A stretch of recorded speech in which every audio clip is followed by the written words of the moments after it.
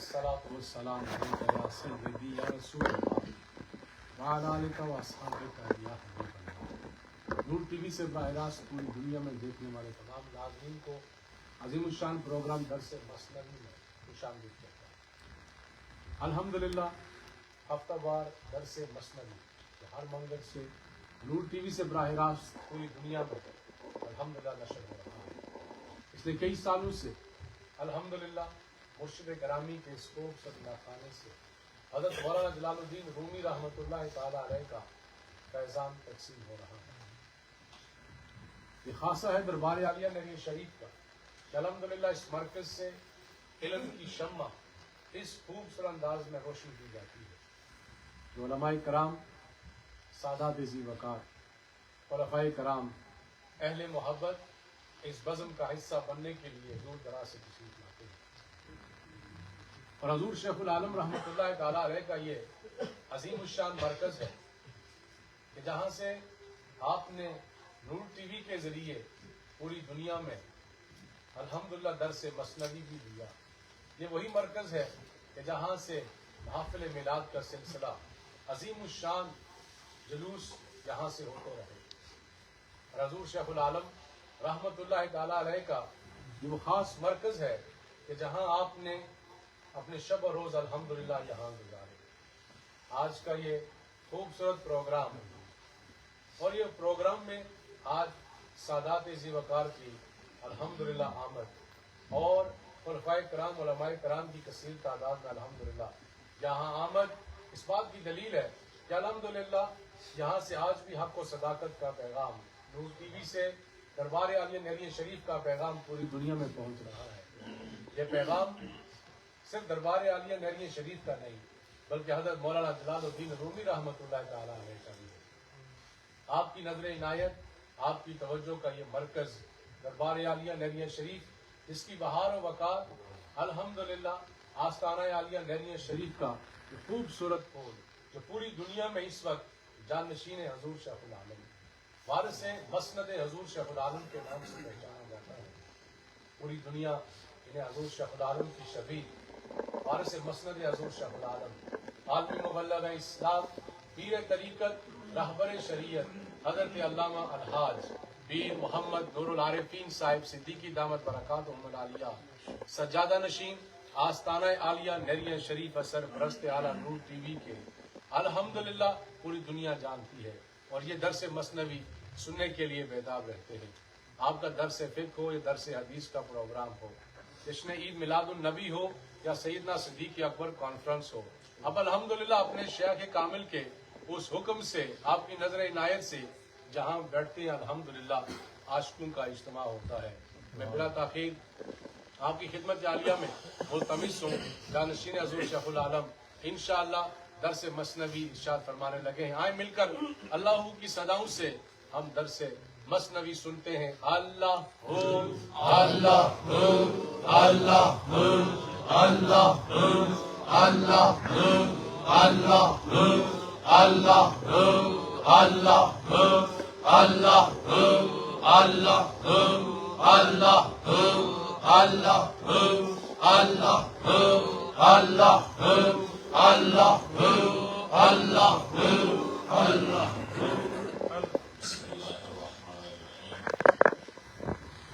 الحمد لله رب العالمين والصلاة والسلام على محمد وعلى آله وأصحابه أجمعين۔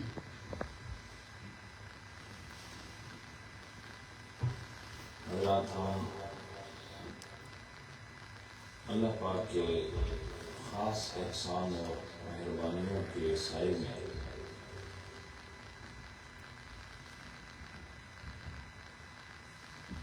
بڑی کامیابی کے ساتھ سوئے منزل رواں ہیں۔ مثنوی شریف کے اوراق جوں پلٹ رہے ہیں، ہمارے احوال بھی بدل رہے ہیں۔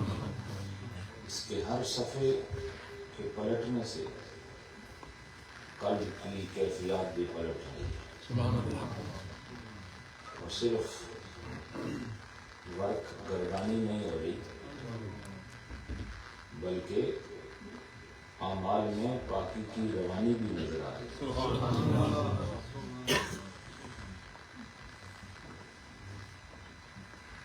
اگر اسے گوش ہوش اور طلب صادق کے ساتھ سنا جائے اور اس نیت کے ساتھ سنا جائے کہ میں کچھ لینے آیا ہوں، تو یہ نیت ہی انسان کو بہت بڑے خزانے کا مالک بناتی ہے۔ ہم خود جب اس کتاب کے آگے بیٹھتے ہیں تو ہم اس کے آگے ملتمس ہو کر بیٹھتے ہیں، اور رومی صاحب کی مصنوعی کے آگے ان کے تلمیذ بن کر بیٹھتے ہیں۔ اور جو آدمی اپنی پیاس ظاہر کرے اسے پانی دے ہی دے، اور جو اپنا چہرہ ایسا بنا کے آئے کہ اس کو ضرورت کچھ نہیں ہے، تو پھر کوئی دینے والا ہو بھی تو اس طرف توجہ نہیں کرتا۔ اس لیے ہم نے یہی سیکھا ہے کہ طلب کی جو صورت ہے اور طلب کی عادت، اس کو کبھی بھی نہ چھوڑیں۔ اس کے نتیجے میں آپ کے دامن میں کچھ نہ کچھ آتا ہی رہے گا۔ آج کی بزم میں بھی حضرات آپ دیکھ رہے ہیں، نور ٹی وی کے ناظرین بھی دیکھ رہے ہیں کہ سادات اعظام، علماء کرام، مفتیان صاحب اکرام اور ہمارے عشق و محبت والے ساتھی بڑی تعداد میں حاضر ہیں، اور یہ بھی اللہ کی ایک مہربانی ہے۔ تو میں اشعار کی طرف بڑھنے لگا ہوں، تھوڑا سا اس ماحول کو قبولیت کی فضاؤں سے آشنا کرنے کے لیے درود شریف پڑھ لیجیے۔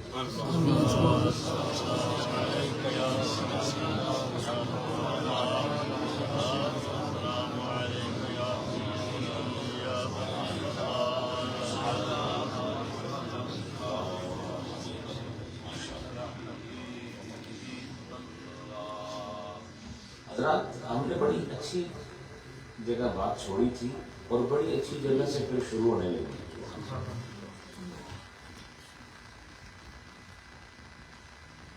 رومی رحمت اللہ علیہ نے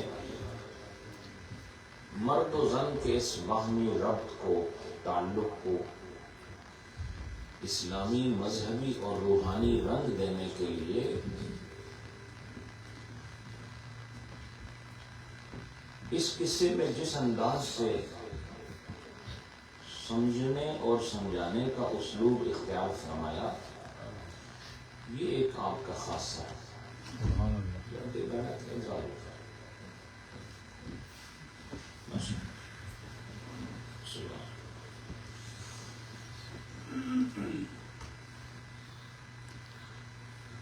اب چونکہ وہ زوجہ کو سمجھا رہے ہیں، آپ کو پتہ ہے سارے قصے کا، خاوند کے ذریعے سے جو اس کی بیوی ہے اس کو سمجھایا جا رہا ہے، لیکن روحانی انداز۔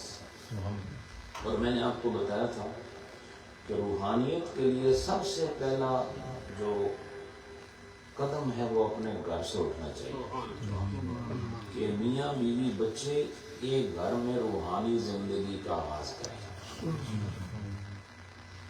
ورنہ پھر یہ ایسا ہے کہ اگر وہ خیر تقسیم کر رہا ہے تو سب سے زیادہ جو اس کے اقرب ترین لوگ ہیں، جب وہی خیر نہیں حاصل کر سکے، باہر والا کیسے کرے گا؟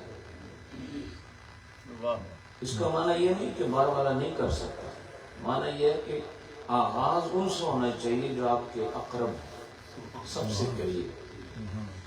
اگر آپ ان کی تربیت نہیں کریں گے تو یہی اقرب جو ہیں پھر اقرب بن جائیں گے، عین والے سمجھے کیا؟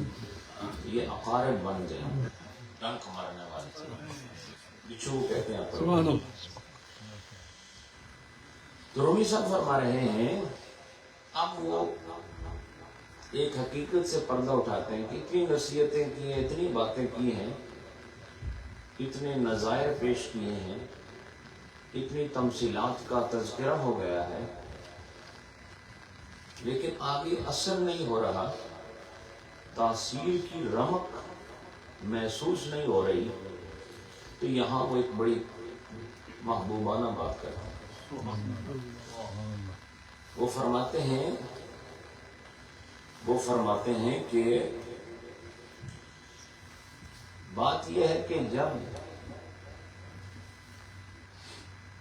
گھر کے افراد گھر میں موجود ہوں تو عورتیں بڑی آزادی سے دائیں بائیں پھرتی ہیں گھر میں، کبھی صحن میں، کبھی ایک کمرے میں، کبھی دوسرے کمرے میں، اور اس چار دیواری میں بغیر کسی جھجک کے وہ چلتی پھرتی ہیں۔ وجہ کیا ہے؟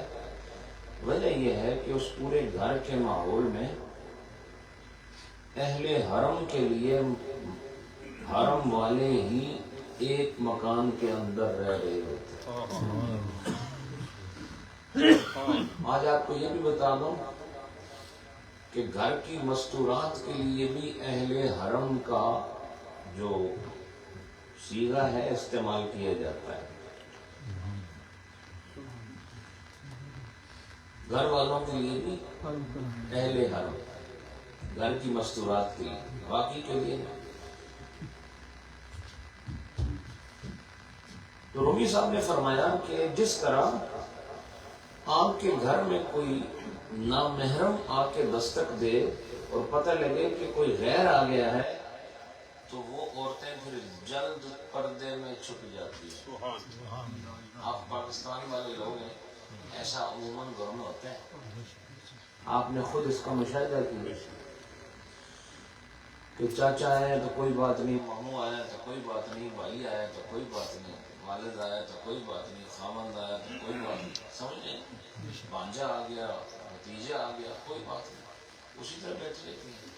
لیکن جیسے ہی پتہ چلے کوئی اور کوئی صاحب آ گئے ہیں، وہ عورتیں فوراً وہاں سے اٹھ جاتی ہیں اور پردے میں چلی جاتی ہیں۔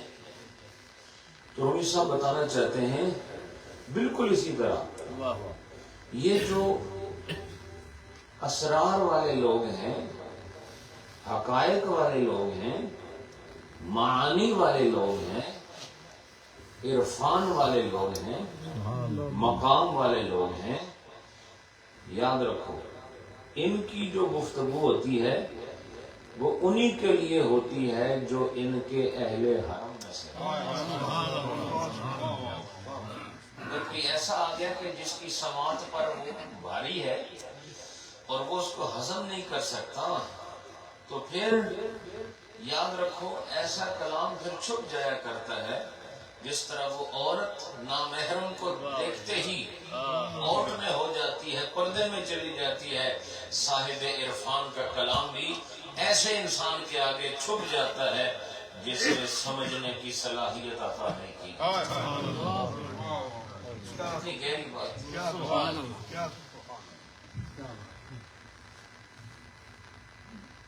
اب یہ بات کس طرح فرماتے ہیں سنیں، کیونکہ آج بھی تھوڑے بہت اشعار ہیں، پچھلی دفعہ ہم نے کافی کور کیا، بس آج مجھے اس کو ختم کرنا ہے۔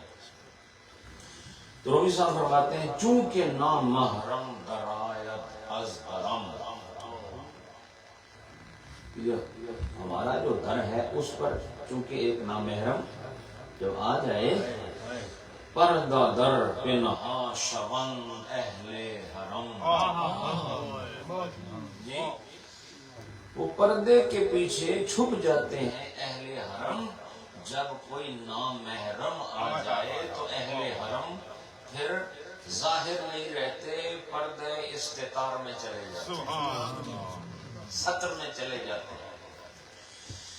چونکہ محرم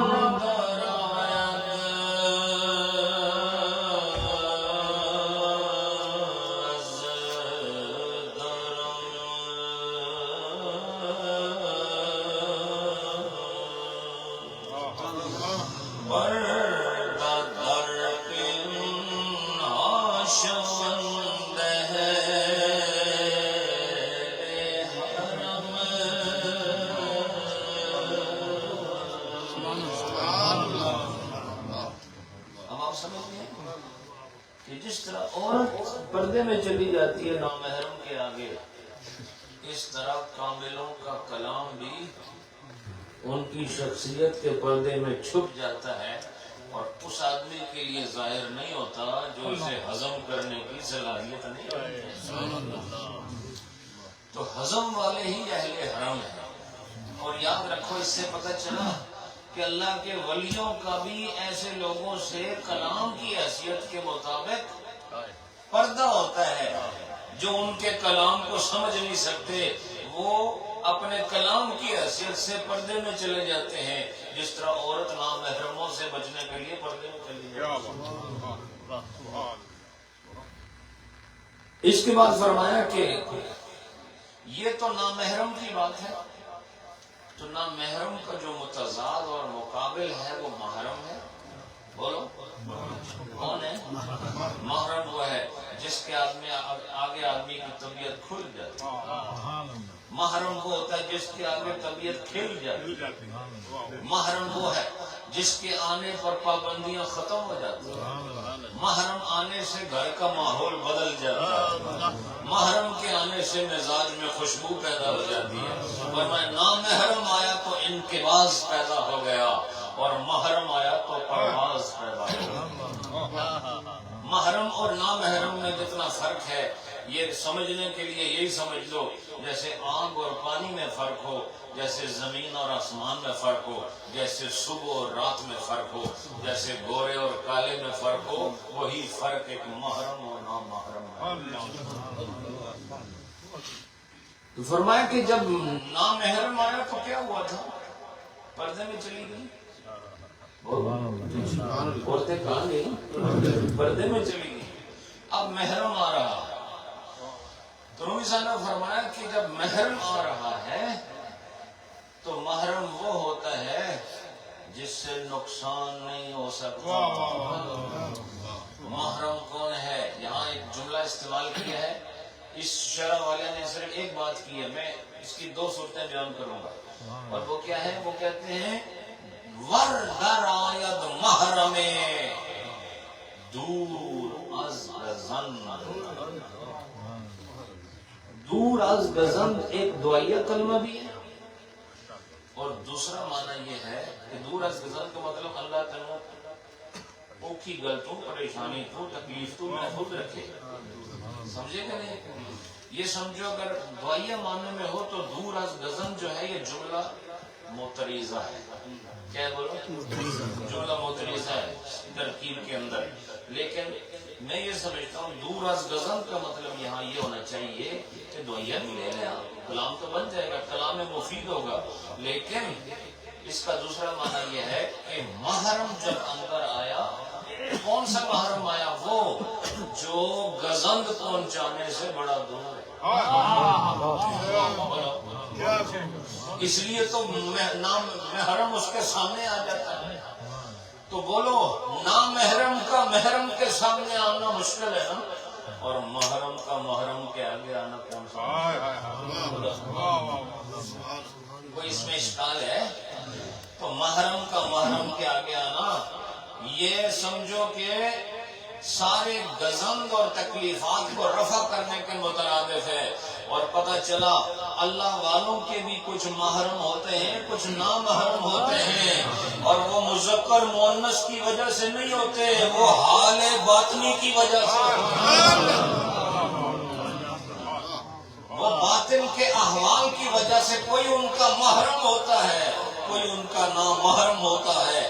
اس لیے ولی اللہ کے سامنے جب نامحرم آئے تو پھر یاد رکھو پھر کلام کی صورت بدل جاتی ہے، اور جب محرم راز آ جائے تو یاد رکھو اہل حرم جب حرم میں اکٹھے ہو جائیں تو پھر یاد رکھو حرمت روحانی کی ایسی بہار تقسیم ہوتی ہے کہ ادھر فیض دیا جا رہا ہوتا ہے، ادھر کاسے بھر رہے۔ اب رومی صاحب نے فرمایا کہ اگر محرم آ جائے اندر تو اس سے نقصان نہیں، اس سے بولو نقصان نہیں، تو پھر کیا ہوتا ہے؟ فرماتے ہیں کہ وہی نامحرم عورت اگر اس کے در پر پہلے نامحرم آیا تھا تو پردے میں چلی گئی تھی، اب اس پردے میں گئی تو اب اس کو پتہ چلا کہ اب دوبارہ دستک ہوئی ہے، تو کہا فکر تمہارے والد صاحب آ گئے، یا تمہارے جو شوہر ہیں وہ آگے ہیں، بیٹا آگے ہے، تو رومی صاحب فرماتے ہیں پھر وہ روح بند کھول دیتی ہے. آپ نے دیکھا یہ بند بہت سارے ہیں. گلو بند ہوتا ہے اور بہت سارے ہوتے ہیں، میں ادھر نہیں جا رہا ہوں. گلو بند کیا ہوتا ہے؟ آپ ایسے پریشان ہیں جیسے کو میں نے بہت مشکل سوال کر دیا. آپ پاکستان سے نہیں آئے تو آپ نے گلو بند نہیں سنا کبھی؟ ہے سامنے یہ ہے، تھوڑے سامنے بھی ہے، میرے سامنے بھی. یہ دیکھو یہ گلے میں ہمارے پروفیسر صاحب نے بھی ڈالا ہوا، صرف یہ کہ بند نہیں ہے اس وقت. تو وہ گلے میں ہو تو گلو بند ہے. اور فرمایا عورتیں اپنا چہرہ چھپانے کے لیے جو سامنے پردہ سا کرتی ہیں اس کو روئے بند کہتے ہیں. کیا کہتے ہیں اسے؟ ہاں یہ بند آج نوا تمہیں دسیا. یہ پہلا بند ہے جڑا کھولے تھوڑے واسطے آپ کو پتہ جو نہیں تھا. تو روح بند وہ نقاب ہے جو عورتیں اپنے چہرے کے آگے رکھتی ہیں. فرماتے ہیں کہ جب نامحرم آئے تو وہ روح بند وہ روح پر ہوتا ہے، اور جیسے ہی محرم آئے تو عورت اپنا نقاب پلٹ دیتی ہے، اسے ہٹا دیتی ہے. فرمایا یہ اس بات کا ثبوت ہوتا ہے کہ پہلے میرے آگے نامحرم تھا، اب کوئی محرم آیا ہے تو پردے کی ضرورت باقی نہیں. اسی طرح کاملین بھی پردہ کرتے ہیں اپنے کلام کے، اور وہ اس پردے میں رہتے ہیں اس وقت تک جب تک نامحرم سامنے ہوتا ہے. اور جیسے کوئی محرم صفت اور محرم راز محرم طمع کوئی سامنے آ جائے تو پھر وہ نقاب الٹ دیتے ہیں. اور جب نقاب الٹے تو پھر کیا نظر آتا ہے؟ پھر حسن نظر آتا ہے. اور اللہ کے ولی کے باطن کا جب نقاب الٹا جاتا ہے تو معانی کا حسن دیکھنے والے کو نظر آ جاتا ہے. اب یہ شعر آپ سمجھ لفظ بھی سن لینا. وردر آید محرم دور از گزند، بر کشایند آن ستیران روئے بند. ستیر فعیل کے وزن پر سطر سے، ٹھیک ہے، جیسے فاعل ہے اس ایک وزن فعیل بنتا ہے، جیسے ایک وزن کریم بنتا ہے، فضیل بنتا ہے، فضیل بھی بنتا ہے. اسی طرح ستیر سطر سے، سطر والا جس نے پردہ کیا ہوا اس کو ستیر کہتے ہیں. اب وہ فارسی زبان میں اس عربی کو جمع بنا کے ستیران کہہ رہے ہیں. کیا کہہ رہے ہیں؟ جی ہاں، پردہ والے کیا کرتے ہیں جب محرم سامنے آئے تو وہ چہرے کا بند کھول دیتے ہیں، چہرے کا بند کھول دیتے ہیں.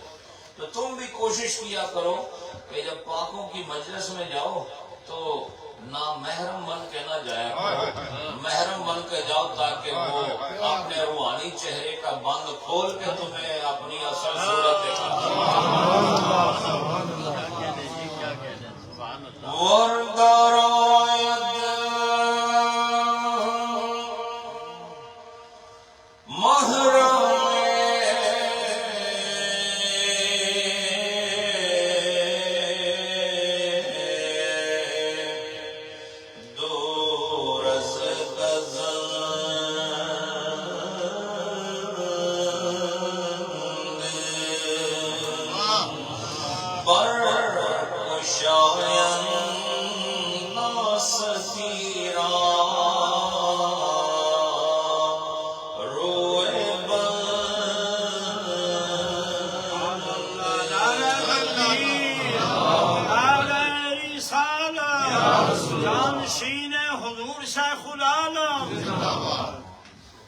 اب جو رومی صاحب آگے بات کر رہے ہیں وہ بیوی کو سمجھا رہا تھا نا، وہ خامن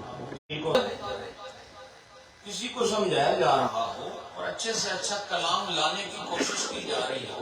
ایک خطیب کوشش کر رہے ہیں میں جو بات کر رہا ہوں اس پر مجھے آیت بھی مل جائے، اس پر مجھے حدیث بھی مل جائے، اس پر مجھے کہانی اور قصہ بھی مل جائے، اس پر مجھے کچھ چٹکلا بھی مل جائے. یہ سارے عربے ہوتے ہیں. سمجھے کہ نہیں؟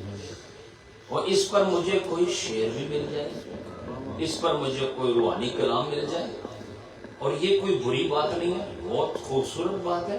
لیکن جب آپ ایک مضمون پر قرآن لاتے ہو, ایک مضمون پر, اسی مضمون پر حدیث لاتے ہو, اسی مضمون پر قصہ لاتے ہو, اسی مضمون پر نکتہ لاتے ہو, اسی مضمون پر شعر لاتے ہو, اس کا مطلب یہ ہے کہ تم اپنے کلام کو خوبصورت بنا رہے ہو. اس پر گفتگو ہے, شعر اس بارے میں. تم اپنے کلام کو حسین بنا رہے ہیں. اب رومی صاحب فرماتے ہیں حسین تو ہم بنا رہے ہیں, لیکن یہ اصول یہ بھی سن لو کہ ہم کبھی بھی اپنا آپ سنوارتے نہیں, نہ ہم پلکیں سنوارتے ہیں نہ چہرہ بناتے ہیں اس کے لیے جو اندھا ہے. کبھی اندھے کے لیے بھی بناؤ سنگار کیا گیا,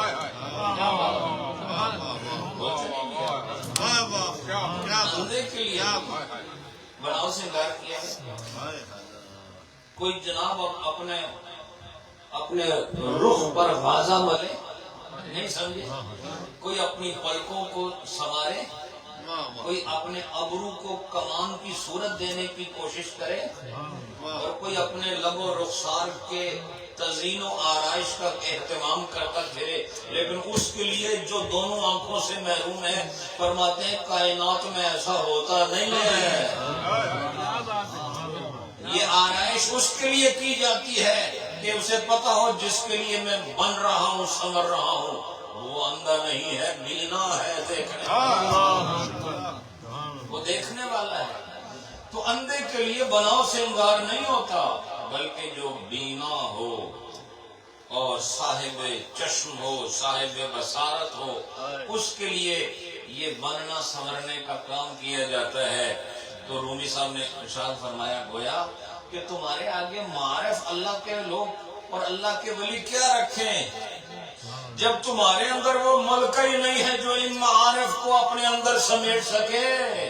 یہ فطرت کے خلاف ہے کہ ایسی زمین پر پانی ڈالا جائے جہاں پر جذب کی تاثیر نہ ہو, اور ایسی جگہ پر پودا اگانے کی کوشش کی جائے جو زمین شور زدہ ہو, وہاں پر پھل اور میوے نہیں پیدا ہوتے, وہاں پر کوئی درخت نہیں اگتے, وہاں پر سبزے کا وجود نہیں ہوتا. کیوں؟ وہاں صلاحیت ختم ہو جاتی ہے. لہذا انسان اسی چیز کی محنت کرتا ہے جس کے لیے یقین ہو کہ یہ محنت کارگر ثابت ہوگی, اور فرماتے ہیں انہی میں سے ایک ہے بننا سنورنا, اور یہ ان کے لیے ہوتا ہے جو آنکھ والے ہوں. اندھے کے لیے کوئی نہ بنتا ہے نہ سنورتا ہے. ہر چہرہ خوب و خوش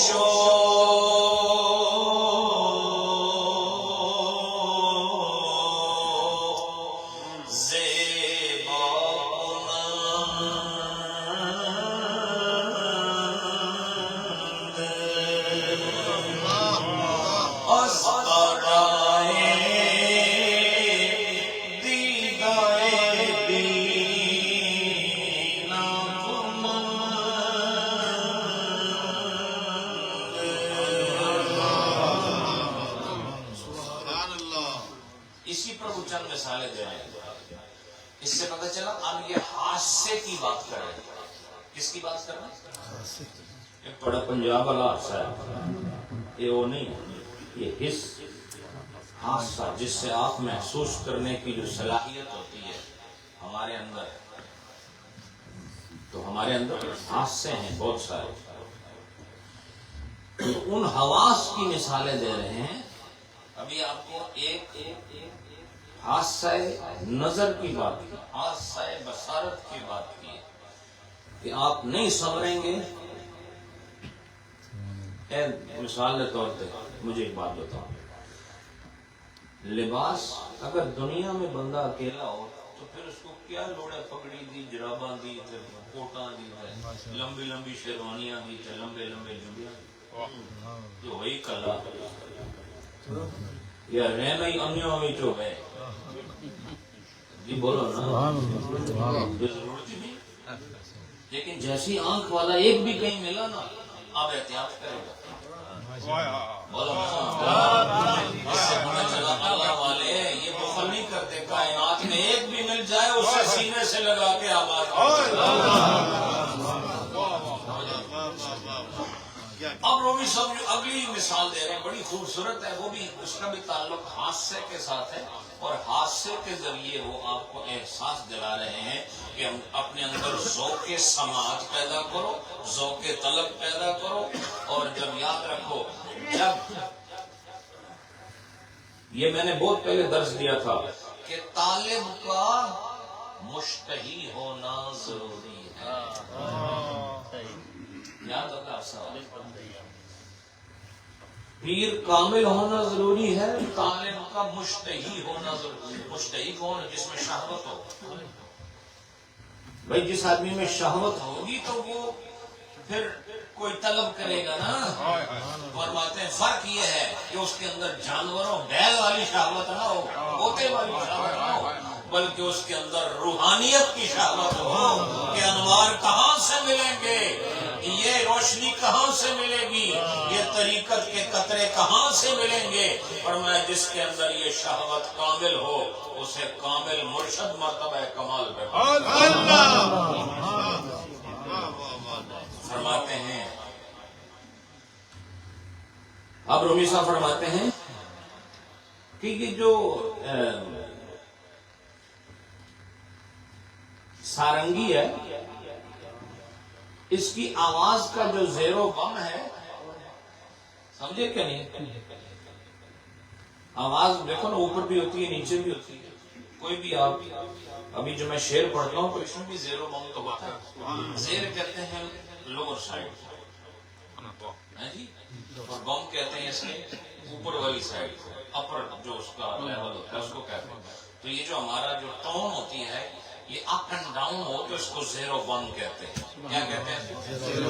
اور یہ سب سے آسان طریقہ اس کو سمجھنے کا لہروں کو دیکھیں. ہم نے لہر دیکھی کہ اس کا ایک زیر ہوتا ہے ایک بم ہوتا ہے, یہ سمجھے. اور زیر و بم کے بغیر لہر ہو نہیں سکتی.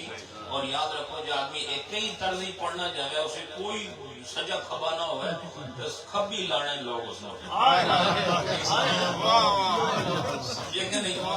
اس کا مطلب یہ ہوا کہ آواز میں بھی سجا کھبا ضروری. جیسے ہمارا سجا کھبا نہ ہو تو ہماری شخصیت مکمل نہیں ہوتی, ایسے آواز کا بھی کوئی اوپر نیچے ہے, سجا کھبا ہے.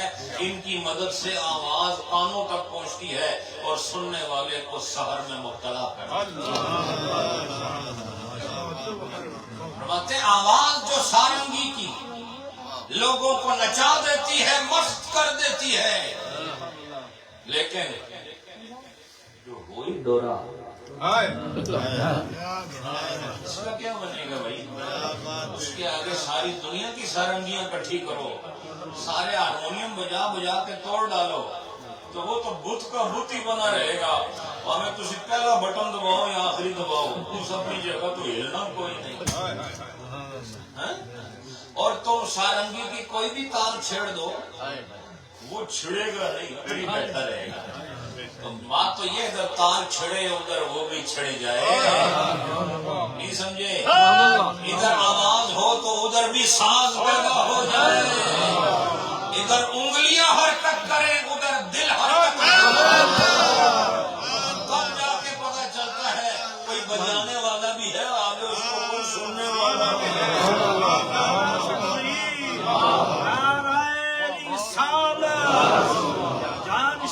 حضور شیخ العالم تو کہتے ہیں ایسا کام جو کام تو ہے لیکن بے کام ہے.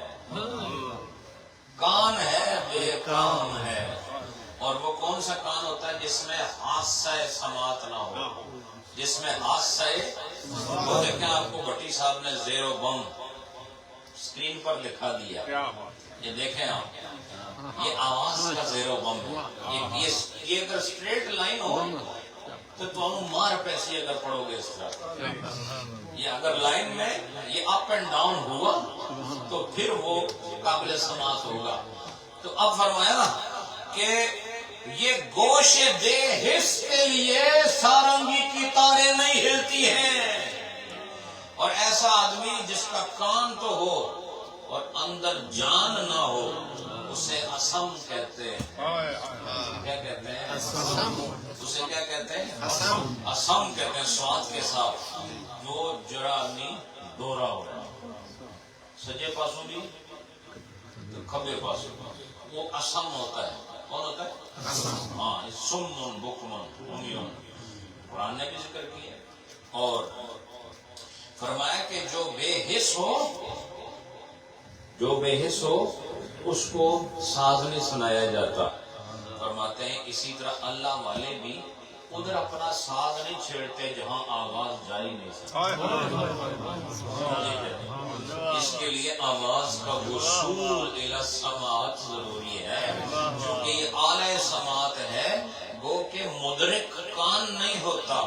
مدرک آپ نے پڑھا ہوگا عقائد کی کتابوں میں کہ یہ جو حادثے ہوتے ہیں یہ مدرکات میں سے نہیں ہے. مدرک تو عقل انسانی ہوتی ہے. ہاں یہ اعلی عقل ہے, اعلی احساس ہیں. یہ وہ ذرائع ہیں جن کے ذریعے سے پیغام عقل کو جاتا ہے. پھر عقل فیصلہ کر کے بتاتی ہے کہ آواز کسے چنگے دی ہے یا کسی پیڑے دی ہے, کسے سونے دی ہے یا کسے کوجے دی ہے, اپنے دی ہے یا پرائے دی ہے. تو لہذا کان کے اندر جان ہونا ضروری ہے. لہذا بے جان کان یہ حیات سے خالی ہوتا ہے. اسی طرح ہماری زندگی بھی تقریباً ایسی ہے کہ ہم جسم ہے لیکن اس میں وہ جان نہیں ہے جس جان کے ذریعے سے ہم اوپر کا سفر کر سکیں, بلندی کا سفر کر سکیں, روحانیت کی منزلیں طے کر سکیں. باقی ہمارے ہاتھ ٹھیک نظر آ رہے ہیں, چہرے بھی ٹھیک نظر آ رہے ہیں, چلتے بھی ٹھیک ہیں, بیٹھتے بھی صحیح ہیں, لیکن کیونکہ اندر وہ جان نہیں ہے جس کی وجہ سے ہمارا جہان آباد ہے. اس لیے اپنے ظاہر کی ساتھ ساتھ اپنے باطن کو بھی سنوارنے کی کوشش کرو. کہ بوت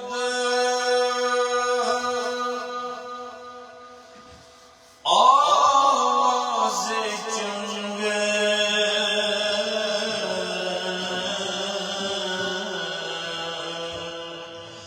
از زیر و بلند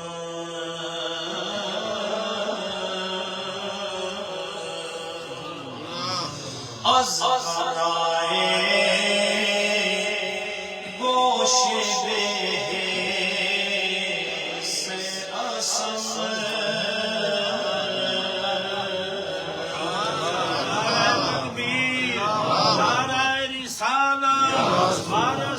مسرد حضور شیخ العالم. اب یہ جو مشک ہوتی ہے, مشک جانتے ہیں عربی میں اس کو مسک کہتے ہیں. تو مسک جو ہے اصل جو ہے مسک الغزال ہوتی ہے جو کہ ہرن کے نافے سے پیدا ہوتی ہے. ٹھیک ہے, وہ بڑی عجب چیز ہوتی ہے. اس کو کچھ نہ کچھ پہلے بھی بتایا تھا آپ کو, کچھ نہ کچھ اس کو اس کے ساتھ کچھ نہ کچھ کرنا پڑتا ہے تب جا کے اس کو خوشبو اور راز کھلتے ہیں. تو تھوڑا اس کو ٹریٹ کرنا پڑتا ہے. تو ایسی عجیب اس کے نافے میں کیسے خوشبو پیدا ہوگی. رومی صاحب فرماتے ہیں اس مرد کے ذریعے سے عورت کی اس حالت پر گفتگو فرما رہے ہیں کہ اللہ پاک نے اس نافے جو بڑی بدبودار صورت ہوتی ہے شروع میں, تو اب فرماتے ہیں کہ اللہ پاک نے اسے بلا حکمت تو خوشبودار نہیں بنایا نا. یہ حکمت تو ہے نا, اللہ نے بغیر کسی نفع کے اس نافے کو خوشبودار تو نہیں بنایا.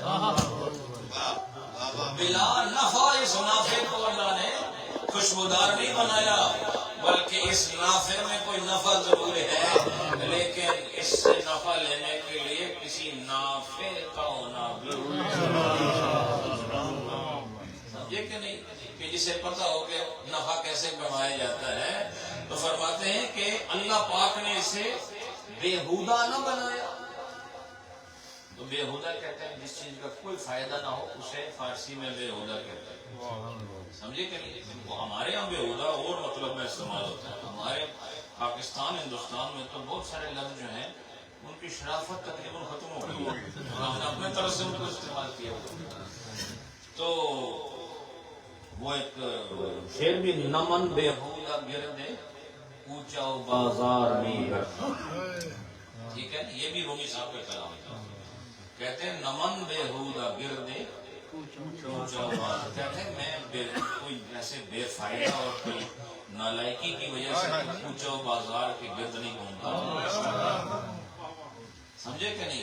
کسی کی محبت میں یہ سارا معاملہ ہو رہا ہے. یہ کوئی نہ کوئی وجہ ہے، یہ بےہودگی کی وجہ سے نہیں ہے، بلکہ یوں سمجھ لو کہ اللہ پاک نے مجھے روحانی مزاج جو عطا فرمایا، میں کسی کی محبت میں ایسا کرتا. تو فرماتے ہیں لیکن اللہ پاک نے جو اس مشک کو خوشبو سے نوازا ہے، ہر ایک کے لیے تو نہیں نوازا، صرف اس کے لیے جس کا ناک صحیح کام کرتا.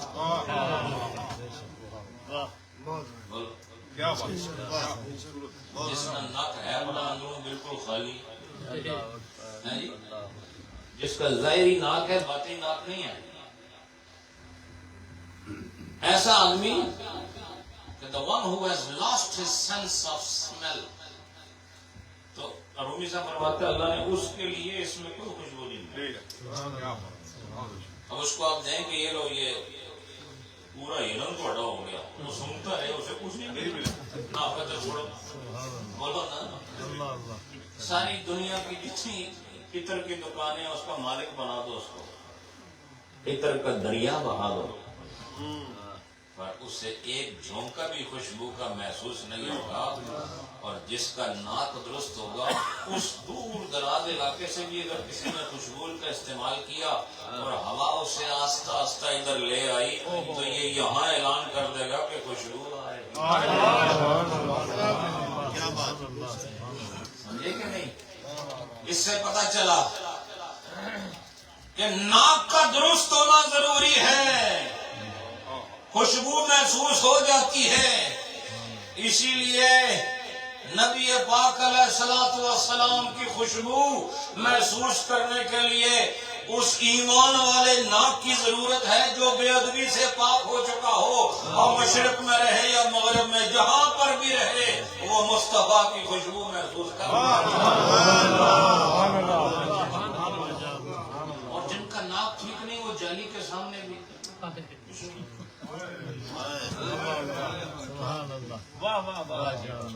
وہ مزار کے دیوار سے ٹیپ لگا کے بھی بیٹھ جائیں تو ان کو خوشبو نہیں آ سکتی. بولا نا ان کو خوشبو نہیں آ سکتی. اور دور کوئی عاشق زار بیٹھا وہیں سے لطافت کے مزے لے رہا ہو تو سمجھ لو اس کا ناک اللہ نے بچا لیا. یہ ناک والا نک والے اور لوگ ہیں، یہ نکیاں کی نک نہیں لوگنا. سمجھے کہ ناک والے کوئی اور ہوتے ہیں. ناک والا عزت والا ہوتا ہے، اور یہ بھی جس کی کھڑی ناک ہو وہ ناک والا ہے نہیں. جس کے ناک میں میرے نبی کی خوشبو کا احساس ہو وہ ناک عزت والے ہیں، اور خدا یہاں بھی اس کو محفوظ رکھے گا، حشر میں بھی اس کی عزت کی بلندی. تو فرماتے ہیں یہ مشک کی خوشبو ہے تو صحیح، لیکن اس کے لیے نہیں جس کے ناک سے حادثہ شامہ کو اخذ کر لیا گیا اور اسے بند کر دیا گیا ہے، اور جس کے نتنوں سے سونگنے کی صلاحیت کو سلب کر لیا گیا ہے، ایسے آدمی کو اخشم کہتے ہیں. کیا کہتے ہیں اس کو؟ کیا کہتے ہیں اس کو؟ اخشم کہتے ہیں. فرمایا جو اخشم ہو اسے مشک کی خوشبو نہیں آ سکتی. اب میں تیرے آگے ہزاروں معارف بیان کرتا رہوں، فائدہ کیا؟ تجھے بات تو ایک بھی سمجھ نہیں. سمجھے کہ اس لیے آپ بھی جو سامنے بیٹھے ہوئے ہو، جو میں باتیں کرتا ہوں وہ سمجھنے کی کوشش کرو، کہیں آپ پر اسم و اقشم کا فتویٰ نہ لگ جائے۔ مشکرا حق میں ہوگا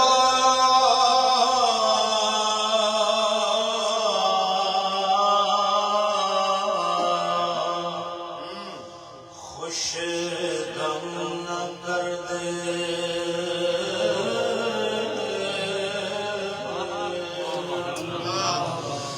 بہر شم کر دو پہ افشن نہ کر دے۔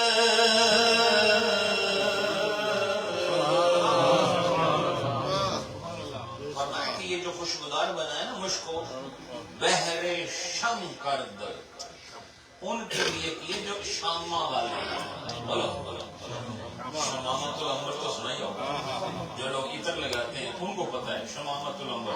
تسی تو سوچو گے کہ سر جڑی بوٹیاں نہ آئیں، تو شمامت العنبر یعنی ایک خاص قسم کی خوشبو عنبر سے تیار ہوتی، وہ شمامت العنبر ہے۔ تو فرمایا کہ اللہ نے خوشبو کو بنایا شم کے لیے، اقشم کے لیے،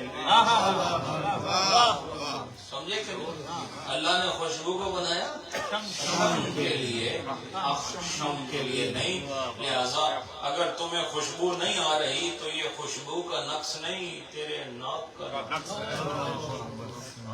اس سے پتہ چلا کہ ساری بیماریاں ہمارے اندر ہوتی ہیں، ان سے سبک دوش ہونے کی ضرورت ہے، ان سے دستکش ہونے کی ہے، وہی مانا کہ ان سے تعلق ختم کیا جائے بیماریوں سے، اور صحت والوں کے ساتھ ہاتھ ملایا جائے۔ صحت مند آدمی کے ساتھ ہاتھ ملاؤ تو کمزوریاں دور ہو جائیں، اور کچھ ایسے ہاتھ ہوتے ہیں جو ہاتھ ملاؤ تو تھوڑی صحت بھی لے لیں گے، سمجھے کہ نہیں، جو تھوڑے کو لوگ لے کے اپنے راہ پہ بات ہو۔ اب رومی صاحب فرماتے ہیں، یہ مثال دی ہے انہوں نے ناک کی قوت حس کے حوالے سے، اس سے پہلے دی تھی کان کے حوالے سے، اس سے پہلے دی تھی آنکھ کے حوالے سے۔ حضرات اب دینے لگے ہیں مثال کان کی، نہیں ناک ہوگی نا خدا کے بعد، کتنا لمبا ناک چاہیے یہ تو ہو گیا مثال۔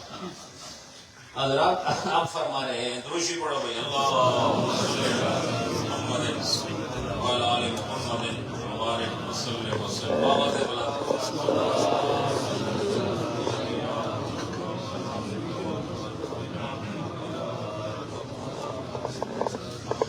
اب کان کی مثال دے رہے ہیں،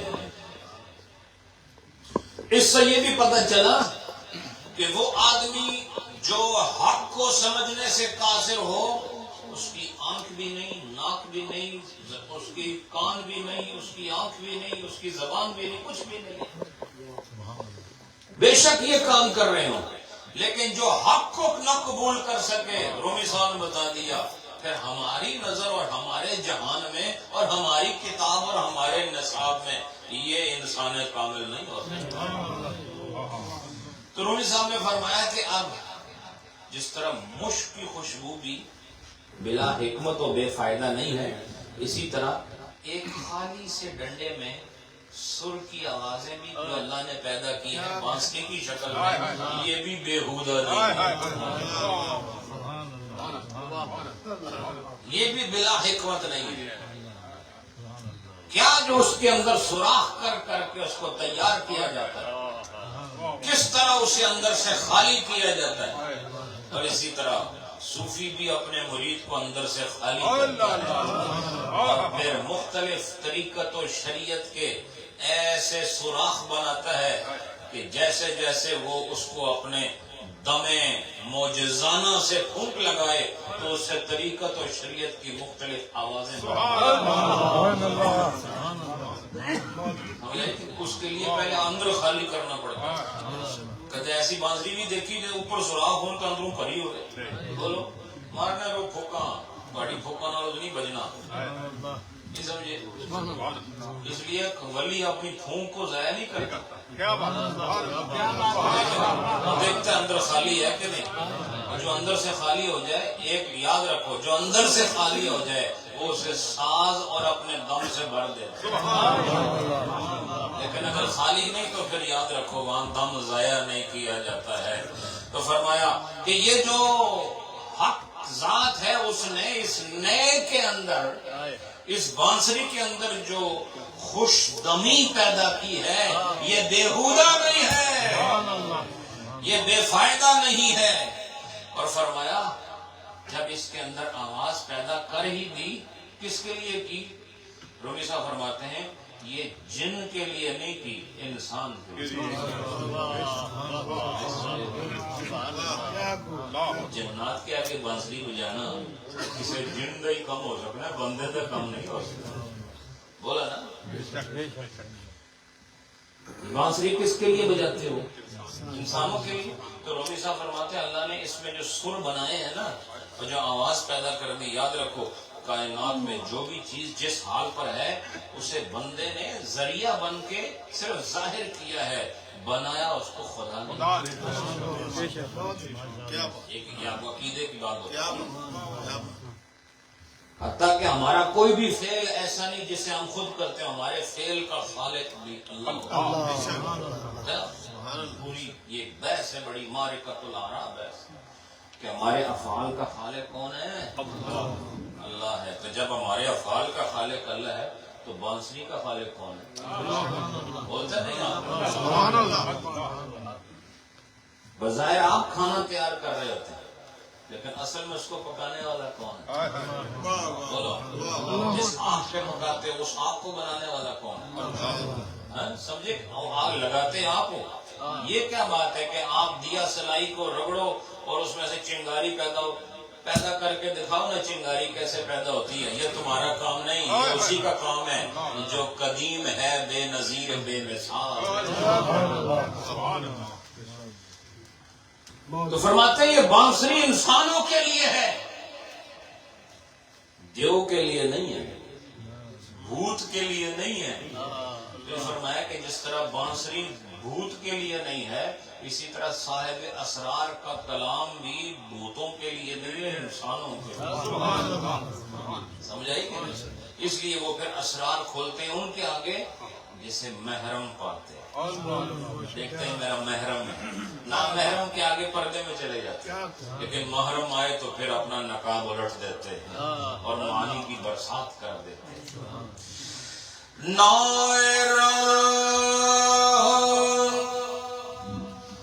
حق بیہودہ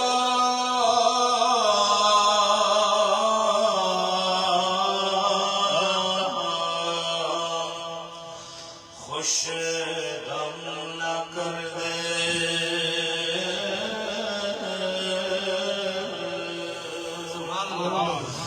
بہر انسان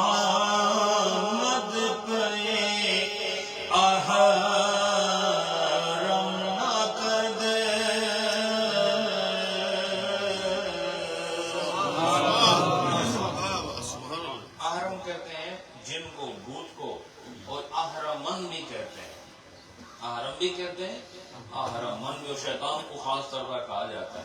تو گویا ایک معنی یہ ہوا کہ شیطان کے لیے نہیں بانسری بنی کہ وہ اس کی آواز سے مسرور ہو، بلکہ یہ انسان کے لیے بنی ہے. اور انسان کے آگے جب بانسری بجے تو اس کی طبیعت میں تبدیلی آتی ہے، وہ جھومنا شروع ہو جاتا ہے. یہ جھومنا اس بات کی علامت ہے کہ یہ انسان ہے.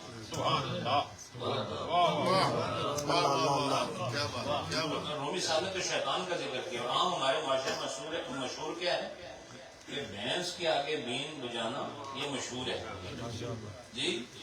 تو اب بھینس کے آگے بین بجانے کا کیا فائدہ، سمجھے کہ نہیں؟ اس لیے جن لوگوں کو اللہ نے عارفانہ مزاج دیے ہیں اور اللہ نے ان کو علم و عرفان کے موتیوں سے نوازا ہوا ہے، وہ کبھی بھی بھینس کے آگے اپنا موتی نہیں رکھتے، وہ اس کے آگے رکھتے ہیں جو انسان ہو. اور وہ انسان کامل انسان، یعنی فرد کامل کون ہے انسان کا؟ ویسے تو سارے انسان ہیں، جنس کے لحاظ سے انسان ہے، لیکن اس کلی میں جو فرد کامل ہے انسانیت کے اندر، وہ کون ہے؟ یہ وہی ہے جو اندر سے بھی مسلمان ہے، باہر سے یہ اس کلی کا فرد کامل ہے۔ اب رومی صاحب ارشاد فرماتے ہیں، وہ یہ فرماتے ہیں کہ اللہ پاک نے زمین و آسمان کو پیدا فرمایا، اللہ پاک نے زمین و آسمان کو پیدا فرمایا، کھڑا کیا ہوا ہے، دونوں کو اللہ نے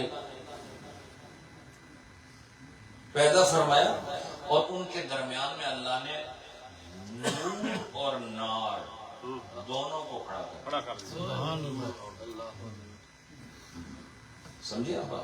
اللہ پاک نے کیا کیا؟ زمین کو بھی پیدا کیا، آسمان کو بھی پیدا کیا، اور پھر زمین اور آسمان کی جو دو جہتیں ہیں ان دونوں جہات کے لیے ایک ایک وصف بھی پیدا کر دیا۔ ایک وصف نور ہے، دوسرا وصف نار ہے۔ بولو نا، بولو۔ تو سمجھو کہ ایک وہ ہے جو منزل ہے، وہ آسمان ہے، اور منزل ہے وہ زمین ہے، اور ایک اس کا نازل ہے۔ بولو، وہ نور ہے یا نار ہے، اور دونوں کی منزل نازل کے لیے جدا ہے، نور کے لیے بھی کوئی جگہ ہے، نار کے لیے بھی کوئی جگہ ہے، لہذا اللہ پاک نے اس کو بھی بلا حکمت تو نہیں پیدا فرمایا، بلا حکمت تو نہیں پیدا فرمایا۔ اب رومی صاحب فرماتے عجب بات ہے کہ نار والا اوپر تھا لیکن نیچے بھیج دیا۔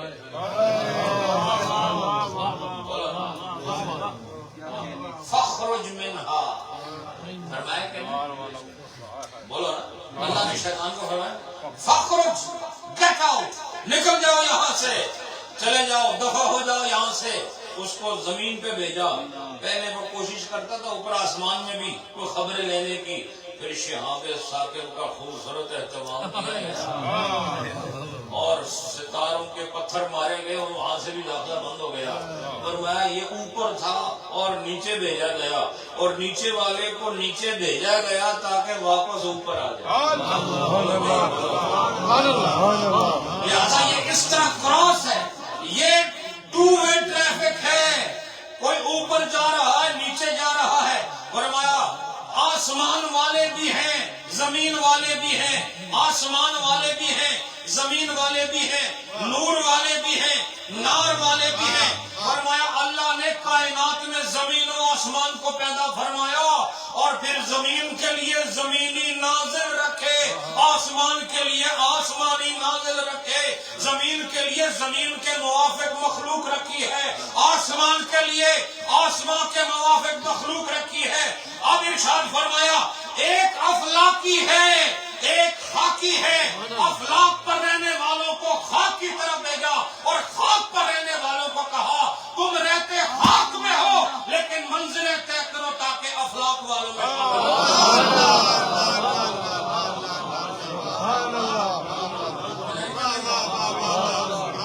پتہ چلا اے زمین سے محبت کرنے والے، یہ میرا تیرا ٹھکانہ ہے۔ اللہ نے یہ تو نار والوں کے لیے رکھا ہے، اور اللہ نے نور والوں کے لیے کوئی اور جگہ رکھی ہے۔ آپ دیکھو، اپنے جسد عنصری کو دیکھو گے تو اس میں خاک نظر آئے گی، وہ اپنے جسد عنصری کو دیکھیں گے تو انہیں نار نظر آئے گی، انہیں آگ نظر آئے گی، لیکن ہمارے جسد میں خاک ہے، لیکن اللہ نے گویا اس خاک کے اندر نور پیدا فرما دیا، اور نور اس کے ذریعے پیدا فرمایا جس کے لیے کہا قد جاءکم من اللہ نور، جو نور ہے، نور لے کر آیا ہے، اور خاک کے بدن میں اسلام و ایمان کا نور داخل کر گیا ہے۔ فرمایا اب تیرا یہ جسد خاکی بظاہر خاک کا بنا ہوا ہے، لیکن اندر نور ہونے کی وجہ سے اب یہ خاک میں نہیں افلاک کا سفر کرنا ہے، اور اس نے خاک میں نہیں رہنا، اور وہ جسے ہم نے نار سے بنایا وہ افلاک میں نہیں رہ سکتا، اسے نیچے آنا ہوگا۔ یہ بات بھی موضوع کے ساتھ، مضمون کے ساتھ بالکل مقترن ہے، مضمون کا مطلب پتہ ہے؟ مضمون کیسے کہتے ہیں حضرات؟ معنی مصدری کو فاعل یا نائب فاعل کی طرف منسوب کرنے سے جو نتیجہ آتا ہے اس کو مضمون کہتے ہیں. پڑھ لینا جائے، سمجھے کہ نہیں؟ مثلا ضرب زید، اب جی ضرب زید، یہ ایک یہ مثال ہے، مبتدا خبر اس جملہ فعلیہ ہے. تو کیا فرمایا؟ فرمایا ضرب زید، زید نے مارا.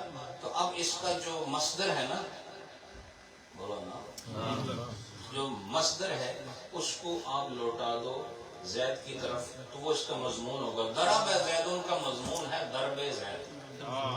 اگر آپ ضرب زیدن پر لکھنا چاہو تو اوپر کیا لکھو گے عنوان؟ ضرب زید. تو مصدر کو اس کے فاعل کی طرف لوٹانا یا نائب فاعل کی طرف. ابھی میرا ٹائم نہیں کہ میں آپ کو نحو پڑھانا شروع کروں، صرف سمجھا رہا ہوں آپ کو. یہ جو دو چیزیں بتائی ہیں رومی صاحب نے مضمون کے ساتھ ہیں، بلا مضمون نہیں. وہ کیا فرمایا؟ جس طرح حکمت کے موتی ہر ایک کے لیے نہیں، اسی طرح نار والوں کے لیے افلاک نہیں، اور نار والوں کے لیے افلاک نہیں، اور نور والوں کے لیے خاک نہیں.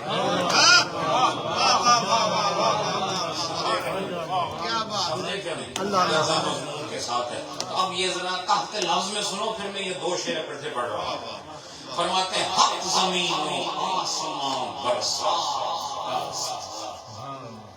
برساخت است ہے. اصل پڑھیں گے کیسے؟ برساخت است درمیان بس نور و نار افراخت.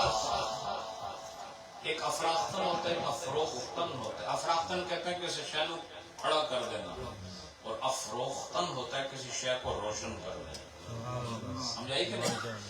ای زمین را از برائے خاکیاں، آسمان را مسکن افلاکیاں.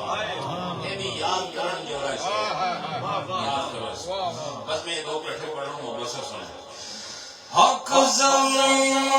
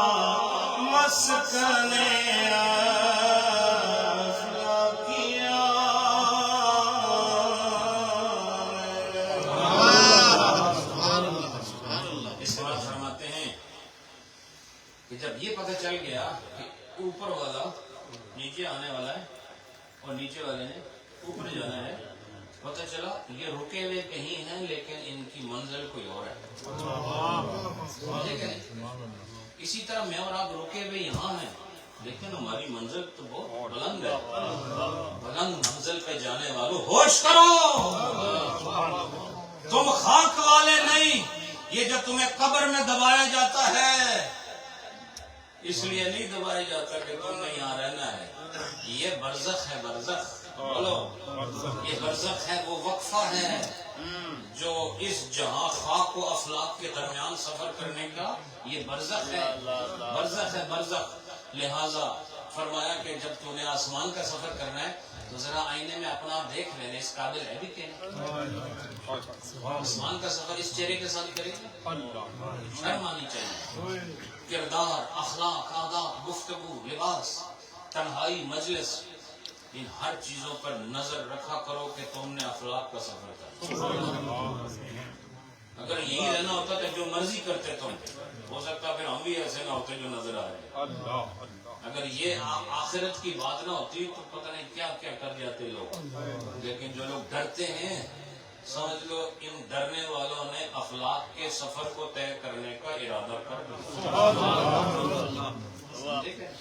ڈرو اللہ سے، اپنا آپ سنوارو۔ میں اپنے آپ کو بھی کہتا ہوں، تمہیں بھی کہنا، کوئی پتہ نہیں کس وقت آپ کو خاک میں دبا دیا جائے، لیکن اگر اور خاک کے اندر ہی نہ رہے، یاد رکھو یہ جو جہنم ہے نا اسی زمین کے نیچے نہیں ہے، سمجھائی کہ نہیں؟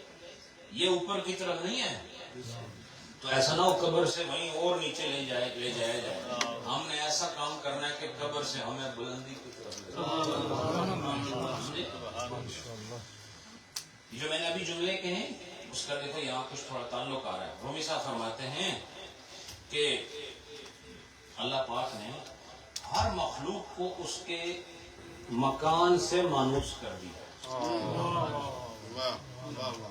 اللہ نے ہر مخلوق کو اس کے مکان سے مانوس کر دیا۔ تو صدر دے کر جاؤ، وزیر اعظم دے کر جاؤ، کونسلر دے کر جاؤ، یہ سمجھے، ٹاؤن چلے جاؤ، بڑے بڑے تو بڑے 5 سٹار نہیں 15 سٹار ہوٹل چلے جاؤ، لیکن جب 5-7 دن بعد اپنے پرانے سے گھر میں داخل ہو گئے وہ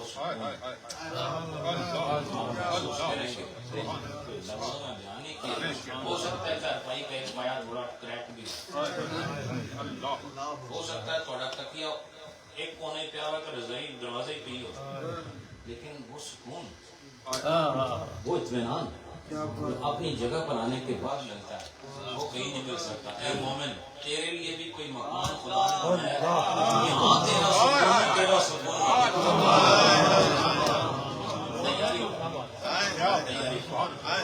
تیاری کر۔ اخلاق کا سفر آسان سفر نہیں، خاک کا ہوتا تو خاک پہ تو ہم آئے ہوئے، سفر اخلاق کا ہے۔ ارے یہاں سے تھوڑا سا اوپر جانا پڑے تو کتنی تیاری کرتے ہو، ویزا، ٹکٹ، بکسے، نہ جانے کیا کیا، تھوڑا یہ سفر کر دیا آواز، لیکن اخلاق کا سفر نہیں ہوتا، وہ ہوا کا سفر ہوتا ہے، اور ہوا کا سفر کوئی بڑی بات نہیں، یہ تو پرندہ بھی کرتا ہے، لیکن اخلاق کا سفر نبی کا غلام کرے، اخلاق کا سفر عامل کرے، اخلاق کا سفر وہ کرے گا جس پر مغفرت کی مہر ثبت ہو چکی ہوگی، اس لیے تیار ہو جاؤ، اخلاق کا سفر کرنا ہے۔ فرمایا کہ وہ جو حافظ صاحب بڑا خوبصورت بات حافظ صاحب فرماتے ہیں کہ یہ جو نیچے رہنے والا ہے نا یہ اوپر والی جگہ کا دشمن ہے، تھلے رہنا اوتے والی جگہ کا دشمن ہے۔ اسی واسطے جیڑا آدمی جس مکان دے لائق ہوئے وہ اس مکان دا خریدار مل جاتا ہے۔ بھائی آپ سودا تیار کریں مختلف طرز کا تو ہر قسم کے سودے کا خریدار آپ کو مل جائے گا۔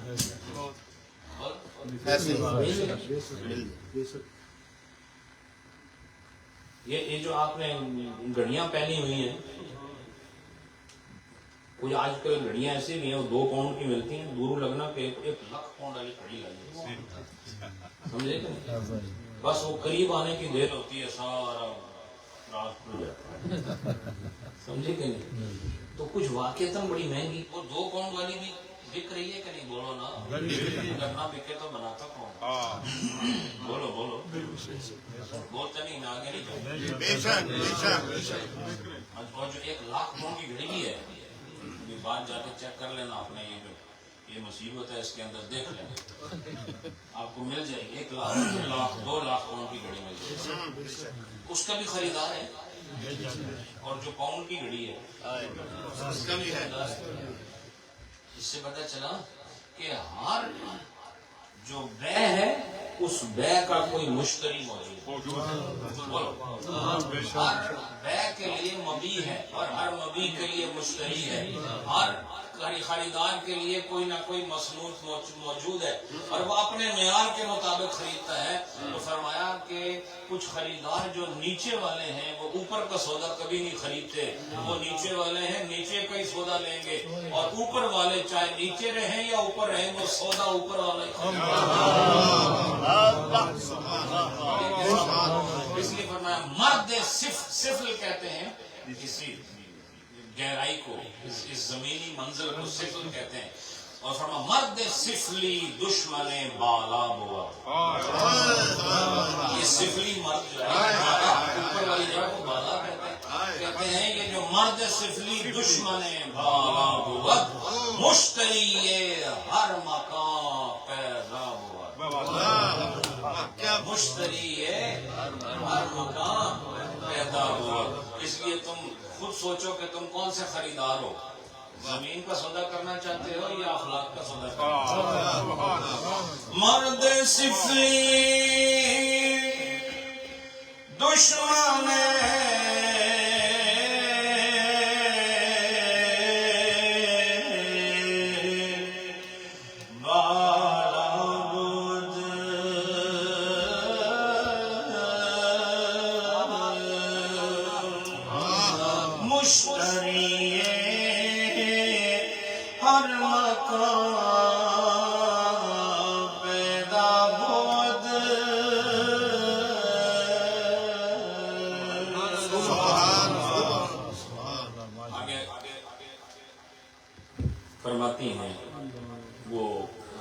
فرماتے ہیں جناب رومی رحمۃ اللہ علیہ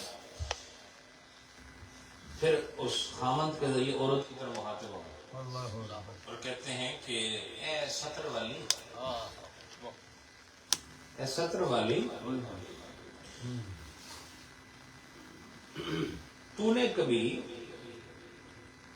ایسا کیا ہے کہ تو کھڑی ہوئی ہو اور تو نے اپنے آپ کو کسی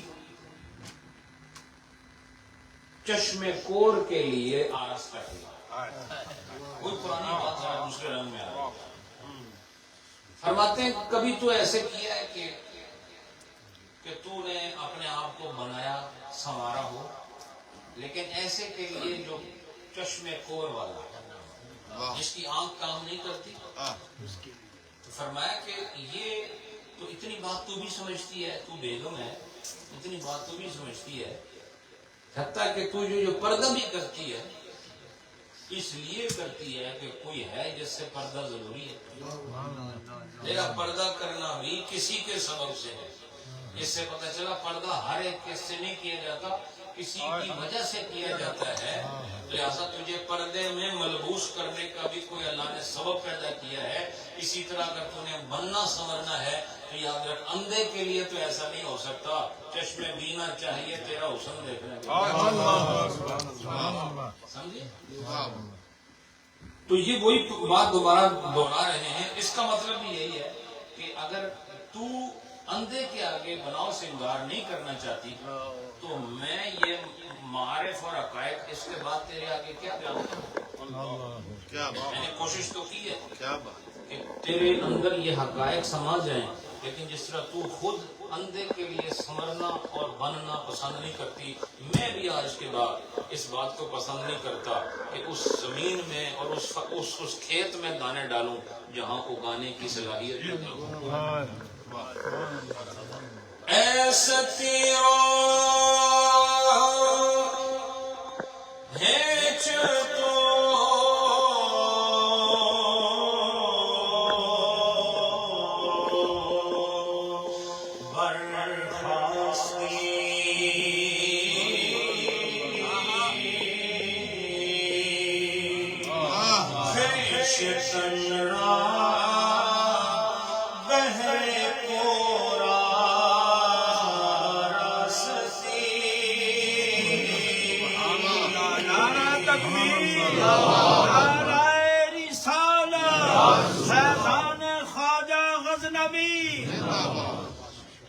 سنیں. آپ فرماتے ہیں اگلا شعر فرماتے ہیں جان میں کتنے ہیرے ہیں بھائی، کوئی تعداد ہے بے شمار. یاقوت کتنے ہیں، زمورت کتنے ہیں، مرجان کتنے ہیں، عقیق کتنے ہیں، فیروزے کتنے ہیں، بے شمار ہے. لیکن کیا آپ سب کے پاس ہیں؟ بولا نا نہیں ہے نا. تو رومی صاحب گویا اس خامند کے ذریعے عورت سے کہتے ہیں کہ اگر میں پورے جہان کو موتیوں سے بھر دوں پھر بھی میں کیا کروں جب تیری قسمت میں موتی ہے ہی.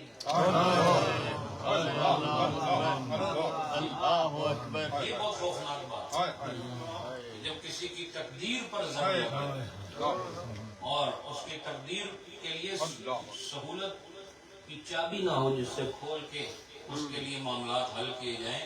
فرمایا میں خود خاوند ہوں تیرا, مجھے اللہ پاک نے اسرار اور علوم عطا فرمائے ہیں. دیکھو اس غربت نے میرا کچھ نہ بگاڑا, اس وجہ سے کہ میں صاحب سر ہوں. صاحب سر ہوں, اس لیے اس غربت نے میرا کچھ نہ بگاڑا, اس لیے کہ میرے سر پر قناعت کا امامہ سجا. اس نے میرا کچھ نہ بگاڑا. میں تیرے آگے میں نے کتنے خزانے کتنے موتی بچھائے ہیں, لیکن یہ تو گھر ہے, اگر سارا جہان بھی میں موتیوں سے بھر دوں, جب تیری قسمت میں موتی نہیں تو تجھے نہیں مل سکتا. میں کیا کر سکتا ہوں؟ یہ یہی ہے کہ جب تھکا ہارا, جب بیوی سے ہار جائے تو بندہ کہتا ہے میں کیا کروں, what else can I do؟ اس کے بعد اب میں اور کیا کر سکتا ہوں. یہ خامد بیچارے کا آخری جملہ یہی ہوں گا ہر جگہ. نہیں سمجھے, ہر پاسوں مار کھا کے آخر کہتا ہے اس کو بعد میں ان کے کر سکتا. سمجھے کہ نہیں؟ تو آپ بھی خوش ہو رہے ہیں ماشاءاللہ, سب کو تجربہ ہے. آپ یہ فرماتے ہیں, رومی صاحب فرما رہے ہیں کہ فرماتے ہیں گر جہاں را پر در نہیں, گر جہاں را پر در مکنون کنم. سمجھائے کہ نہیں؟ در مکنون خاص ہوتا ہے جو ایسے چھپا ہوا ہوتا ہے. وہ اگر چھپا ہوا ہونا ہی اس کی قیمتی ہونے کی علامت. در مکنون, سمجھے کہ نہیں؟ فرمایا گر جہاں را پر در مکنون کنم, روزی تو چون نباشد چون کنم. روزی کہتے ہیں حصے کو. روزی کس کو کہتے ہیں؟ جس کو عربی میں نصیب کہتے ہیں. نصیب کسے کہتے ہیں؟ تسی تو نصیب, یہ بھی اس کا بھی تھوڑا بیڑا غلط کرتا ہے. نصیب کا مطلب بھی ہمارے یہاں کچھ اور لیے جاتے ہیں. نصیب کہتے ہیں شعر کو. کس کو کہتے ہیں؟ شہری شعر, انگلش میں حصہ. اس کو عربی میں نصیب کہتے ہیں. کیا کہتے ہیں؟ نصیب کہتے ہیں.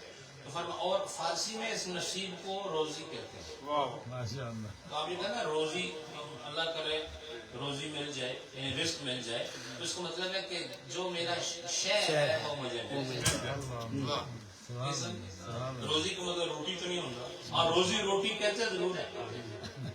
روزی روٹی کو یہ مترادفات ملاتے ضرور ہیں, لیکن بہرحال روزی کا مطلب نہ گوشت ہے, نہ سالن ہے, نہ تھوڑا ڈرنک ہے, نہ یہ کھانے پینے کی چیز ہے. روزی کا مطلب تھوڑا حصہ.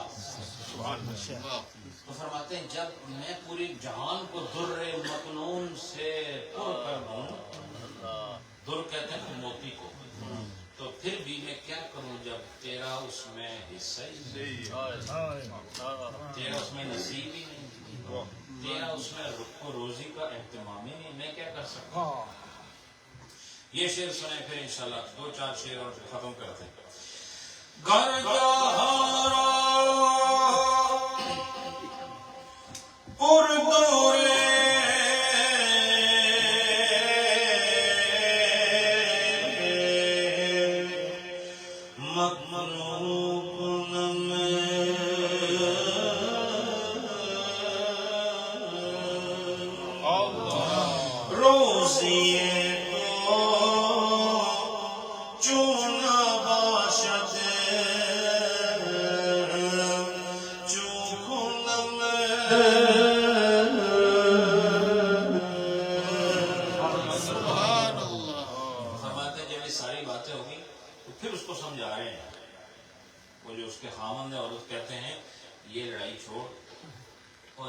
حقیقت کی جو تو چوری کر رہی ہے نا اس کو بھی چھوڑ.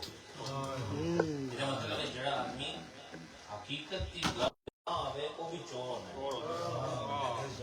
چور صرف وہ نہیں ہوتے جو آدمی جیب کو کاٹ دے. یہ یوں سمجھ لو, چور کو چور کیوں کہتے ہیں؟ کہ جس چیز کو جہاں ہونا چاہیے تھا وہ وہاں سے اٹھا لیتا. چوری کی آپ کو ڈیفینیشن بتاؤں. جو چیز مثلا پروفیسر صاحب نے جیب میں جڑے پیسے ہوں یہ کوئی پیچھوں آگے کٹ کے لے جائے اور جگہ تو ہٹ گئے. بولو اب یہ جو جگہ سے ہٹے ہیں ان کو خبر بھی نہیں اور انہوں نے اس کو اس جگہ سے ہٹانے کی نیت نہیں کی تھی کہ اس کو یہاں سے ہٹا کے دوسری جگہ رکھا جائے, اس لیے اس کا یہ فعل چوری ہوگا. اور اگر یہ ان کے اذن سے ہو تو یہ چوری نہیں, یہ پھر نیکی ہوگا. سمجھے کہ نہیں؟ تو فرمایا کہ عورت کی چوری یہ ہے کہ حکمت, دانائی, اسرار کو جس جگہ پر ہونا چاہیے تھا یہ وہاں رکھتی نہیں. اس نے اٹھا کے اسے دور رکھ دیا ہے, لہٰذا یہ بھی چوری ہے. کیا ہے؟ چوری ہے. یہ بھی چوری ہے. تو فرمایا کہ تو یہ لڑائی, یہ چوریاں ختم کر, یعنی حقیقت کی طرف آ. اور اگر تو ایسا نہیں کرے گی تو پھر فرماتے ہیں کہ تو مجھے چھوڑ دے. جو تو نہیں چھوڑنا چاہتی تو پھر ایک چیز تو چھوڑ دے, یا مجھے چھوڑ دے یا جو تو کہہ رہی ہے وہ چھوڑ دے. ہوتے نہیں آپ. فرماتے ہیں ترک جنگ و رہزنی اے زن بگو. فرماتے ہیں ور نمی گوئی بتر کے من بگو. اگر نہیں تو یہ بات مانتی اور جو کہہ رہی ہے اس سے منہ نہیں موڑتی تو پھر ایسا کر کے مجھے چھوڑ. ترک جنگ و رہزنی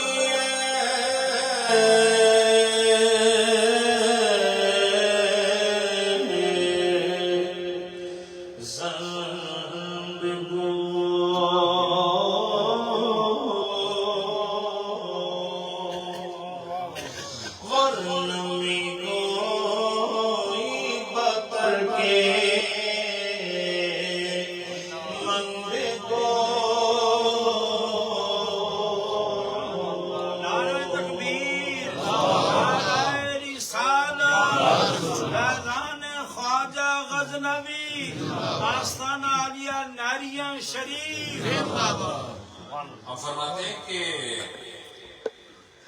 بلا میرے پاس اب اتنی گنجائش ہے کہ میں یہ لڑائیاں برداشت کروں. میں تو مسکین آدمی ہوں, فقیر آدمی ہوں, ان لڑائیوں کی میرے پاس گنجائش نہیں ہے. وہ کہتے ہیں لڑائی کی گنجائش کہ میرے پاس تو سلو کی بھی گنجائش نہیں.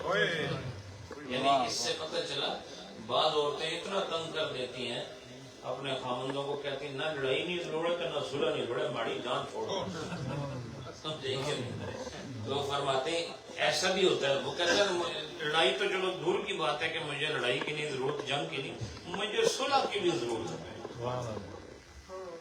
اور اس کا ایک معنی اور بھی ہے. صلح کا مطلب ہوتا ہے نا لوگوں کے ساتھ رہن سہن کو بحال رکھنا.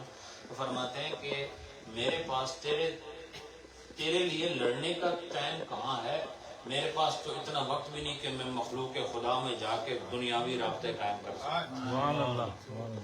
میں تو ان سب چیزوں سے دور ہو چکا ہوں. مرمرا چے جائے جنگ نیک و بد کئی دلم از صلح ہم میں رمد. کہا کہ ہم تو صلح کے سے بھی بھاگتے ہیں تو جنگ کے مرمل بن گئے. مرمرا چے جائے جنگ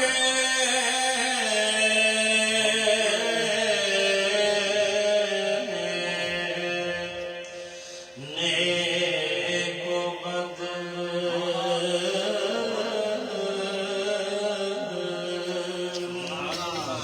کئی دلم از صلح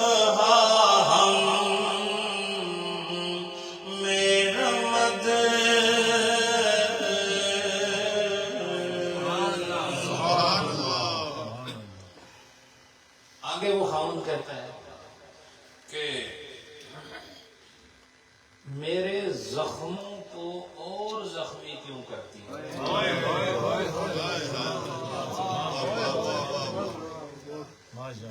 اور یہ ظلم کا ایک عجب طریقہ ہے کہ زخم کو پھر چھیڑا جائے، زخمی کیا جائے، زخم کر کے پھر جس جگہ زخم لگا ہے اسے پھر اور زخمی، یعنی زخم در زخم اور زخم بر زخم، نہیں سمجھے؟ در زخم زخم بر زخم، یہ ظلم بر ظلم ہے، بولو یہ جفا در جفا ہے، یہ سزا بر سزا ہے، اور ظلم کی ادا بر ادا ہے۔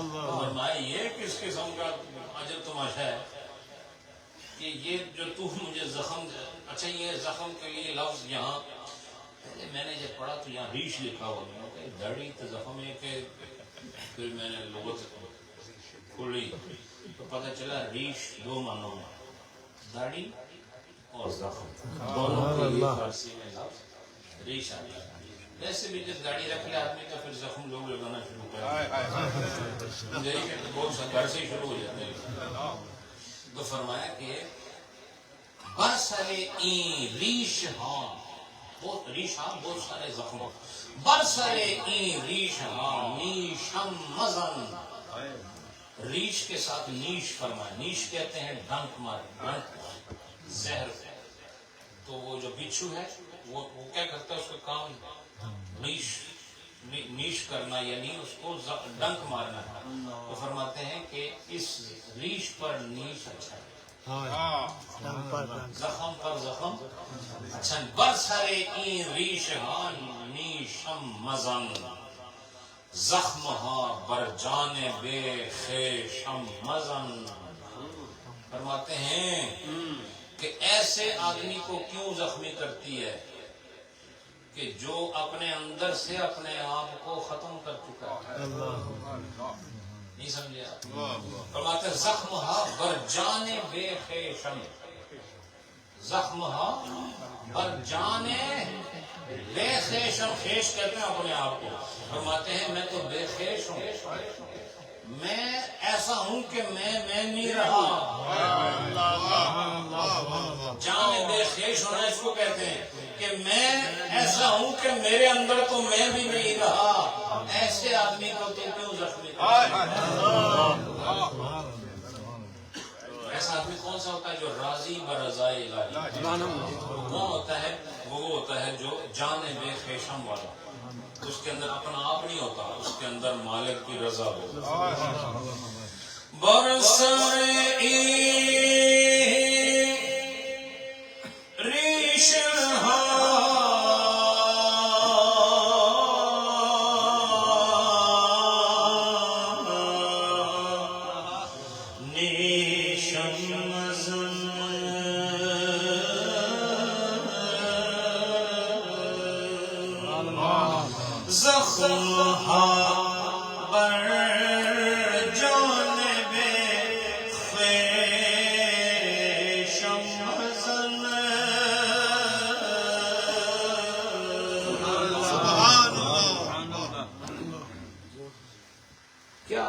صاحب کا کلام میں آپ لفظوں کو بھی دیکھو، پیچھے انہوں نے ریش کہا، آگے نیش کہا، اور نیش کو پھر نیش نہیں نیشم کہا، اور نیشم کے برابر اگلے مصرے میں خیشم کہا۔ دیکھ رہے ہیں آپ یہ اوزان کا کیا حسن انہوں نے قائم کیا، لیکن پڑھنا بڑا اوکھا ہے بھائی، کامیں حسن ہے، بڑے احتیاط سے پڑھنا پڑا۔ اچھا اب وہ بات وہی کر رہا ہے جو آخر میں ہوتی ہے، دو شعر رہ گئے تو آخری میں آخر ہونے والی اس لیے تنگ آمد بجنگ آمد، تو کہتے ہیں اب رومی صاحب اس خامند کی طرف سے عورت کو کہہ رہے ہیں کہ اگر تو نے خاموشی نہ اختیار، مانتی تو ہے نہیں، یہ تو اس لیے نہیں مانتی کہ خوشبو اس کے لیے ہے جس کا ناک ٹھیک ہو، تیرا ناک بھی ٹھیک ہے، تو حسن اس واسطے جی اکھ ہو تیرا اکھ بھی تیری اکھ بھی تو صحیح کام نہیں کرے تے چنگ اور سارنگی دا ساز بھی دے واسطے جی دے کان ہو تیرے کان بھی کوئی نہیں. ایک ایجی عورت ہوتی جس نے کان بھی نہیں نک بھی نہیں اکھ بھی نہیں. تو فرمایا جب یہ سب کچھ نہیں ہے تو فرمایا کہ پھر اب آخری بات یہ ہے کہ تو خاموش ہو جا کیونکہ اب میں تو بول تو نہیں سکتا. کیوں سارنگی کیوں بجاؤں کہ مجھے پتہ ہے کان نہیں. فرماتے ہیں اب میں مناؤ سنگار کے الفاظ کیوں لے کر آؤں جب مجھے پتہ ہے کہ یہ حسن تجھے نظر ہی نہیں آتا اور مشک کی خوبصورت خوشبو تیرے آگے کیوں پیش کروں جب تیرا ناک اسے سننے کی صلاحیت ہے. تو فرماتے ہیں اگر تو نے اب خاموشی نہ اختیار کی تو میں کیا کروں گا. کہتا ہے کہ میں گھر بار چھوڑ کے چلا جاؤں. پچھلے مصرے میں ایسا لگ رہا تھا کہ ایک بڑی تباہی کرے گا لیکن عورت کو دیکھ کہہ رہا تو اتنے رہو میں نہیں باہر سمجھے کہ نہیں تم ادھر ہی رہو بس لیکن میں پڑھنا رہ نہیں سکتا. سمجھے کہ بھائی چلو کوئی کم نہ ہوں گے تو اکھا نہ گزارا ہو جانا اکھا نہ ہونے کو نک نہ گزارا ہو جانا. نہ جدو اکھ بھی نہیں نک بھی نہیں کن بھی نہیں کچھ بھی نہیں پھر گزارا کس طرح ہو جائے. سمجھے کہ نہیں. فرمایا کہ گر خاموش گردی وگرنہ آنکھ کو نم. اچھا آنکھ کو نم جب میں نے پڑھا نا جب میں نے پڑھا میں سوچا کو بڑا زبردست دھماکہ ہو لیکن جب پڑھا نا کہ ہی ہمیں دم تر کے خانوں ماں کو نم اس کا مطلب کہ میں آپ ہی بار بار چھوڑ کر چلا جا سکتا. اس کا مطلب پہلے ڈرایا ہے تو انہیں تکیا اسے ڈری کو جانا بس میں ڈرایا پہلے دسے تو بعد انہیں تکیا ڈری کوئی نہیں دوسرا دسے آگا میں جا رہی سمجھائی کہ نہیں آپ کو. تو آپ فرماتے ہیں یہ خان و مان رومی صاحب نے الگ لکھا ہے یہاں لیکن اصل میں خانماں ہوتا ہے. لفظ کیا ہے لفظ جو ہے یہ اللہ اتحاد بولا جاتا ہے اللہ ہدہ نہیں بولا جاتا. سمجھے کہ نہیں اللہ اتحاد اللہ ہدہ نہیں بولا جاتا. وہ کیا کہ خان و مان اس لیے کیا تاکہ اس کا وزن پڑھنے میں ان کو پتا تھا کوئی میرا فقیر تو پڑے گا نا. خان مان ہوتا تو پھر اس کا وزن بنتا نہیں تھا پڑھنے. تو وہ خان کے ساتھ واو عطف کا ڈال کے مان ڈال کر انہوں نے مان رکھ لیا. اب خان مان کہتے ہیں گھر کا نظام اور گھرداری اور آل اولاد بچے گھر کے پورے نظام کو خان مان کہتے ہیں. گر خاموش گردی وگرنہ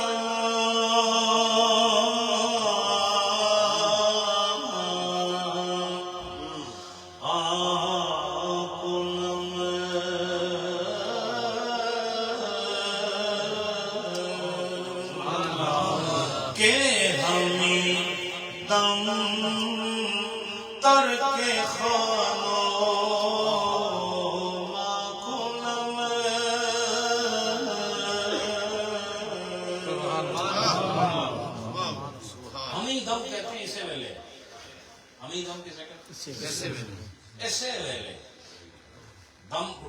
دم پھونک کو بھی کہتے ہیں دم لہجے اور وقت کو بھی کہتے ہیں. سمجھے کہ نہیں. تو ہمیں دم مطلب سارے جتنے میرے اوقات ہیں میں اسی وقت یہاں کٹھے ہیں اور میں نکل رہا ہوں. کیا کہا اسی وقت بس میں یہاں سے نکل جاؤں گا. اب بات یہ ہے کہ رومی صاحب یہ بتانا چاہ رہے ہیں کہ کیا وجہ ہے کہ یہ آدمی گھر کیوں چھوڑنے کی بات کیوں کی اس نے. اس پر دلیل دے رہے ہیں ایک ہی شعر ہے اور پھر یہ ختم ہو جائے گا. ختم بئی معنی ہوگا کہ آگے پھر وہ عورت واپس اس سے بات کرے گی اگلے درس جب میں پاکستان سے آؤں گا انشاءاللہ. تو جب تک میں پاکستان سے آتا نہیں عمرہ کرتا نہیں حضرت صاحب کا ختم مکمل ہوتا نہیں. آپ لوگ اس جستجو میں رہیں کہ وہ عورت اس کو پھر کیا کہتی ہے. بہرحال اتنی میں خبر دے دیتا ہوں کہ خیر ہونے والی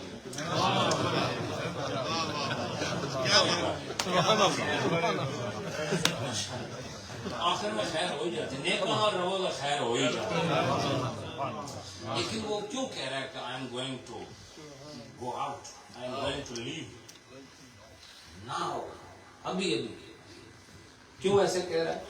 رومی صاحب فرماتے ہیں اس کی وجہ یہ ہے، وہ فرماتے ہیں کہ انسانی مزاج ہے، جو چیز اس کو تنگ کرے اس کو چھوڑ دے، جو اس کو تنگ کرے چھوڑ دے، کیونکہ جو تنگ کرنے والی چیز وہ تو نہیں چھوڑتی، اگر چھوڑتی تو آتی ہی کیوں؟ اس بڑی خوبصورتی نہ سن رہے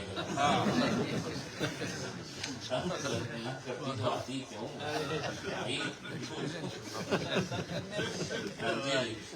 آپ رومی صاحب فرماتے ہیں کہ پاؤں اس جوتے سے ننگا ہی اچھا ہے، جو جوتا تنگ ہو کیوں؟ اس کے چلنے سے پاؤں زخمی کبھی آپ کو پاؤں نمبر زیادہ تر 8 نمبر ہوتا ہے، ٹھیک ہے نا؟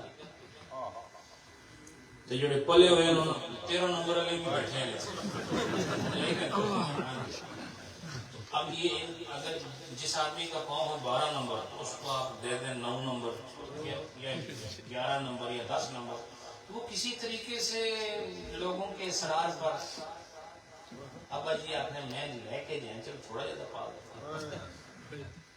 اسی طرح بیویاں ابا جی نہیں سمجھتے، یہ بھی بڑا مسئلہ ہوتا ہے۔ ایک بات یاد رکھنا کہ یہ جو عورت کو جوتی سمجھ کے ذکر کیا جاتا ہے یہ اسلام کی تعلیم ہے، یہاں پر یہ ذکر کیا یہ تمثیل ہے، تمثیل۔ عورت کے ساتھ اس کا تعلق نہیں، حالات کی بات ہو رہی ہے۔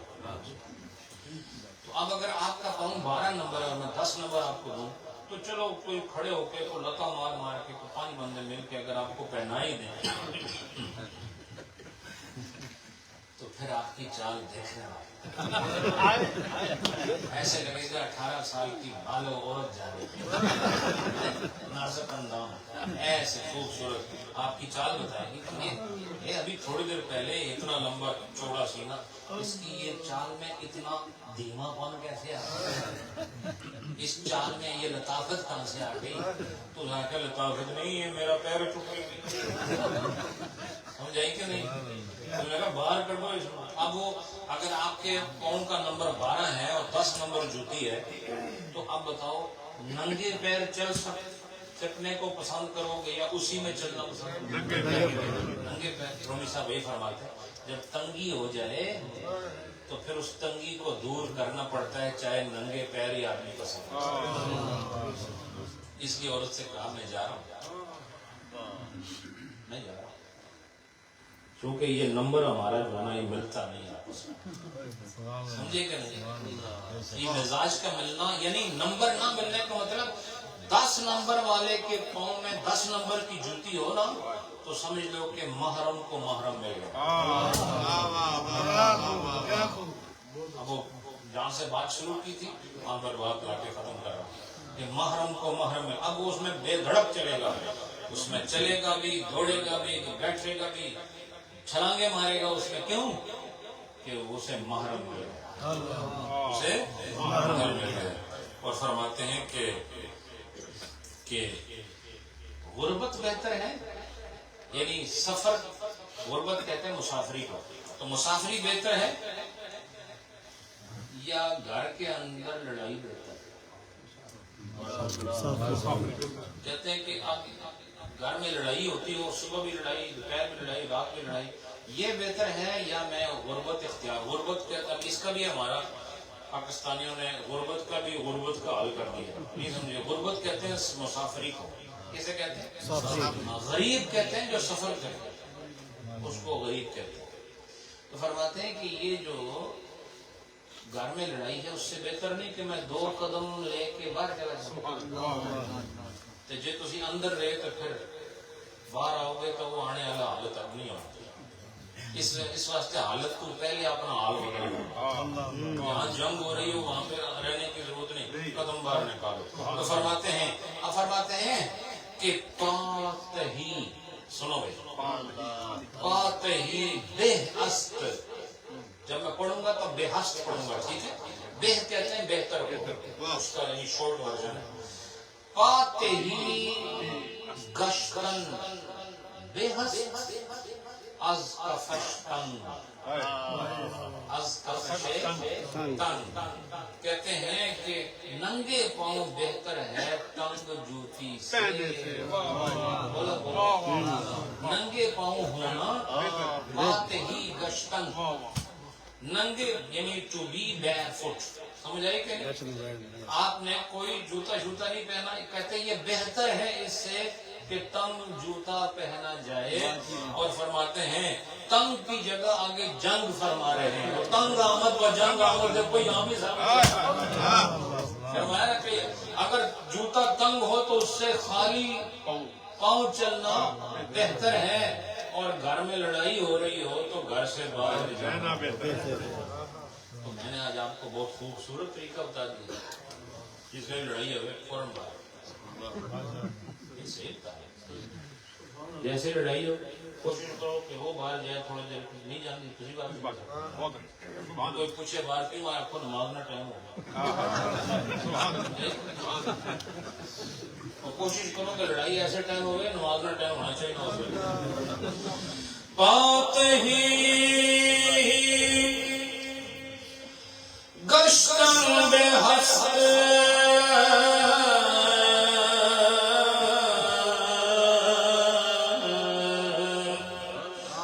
از کفش تنگ،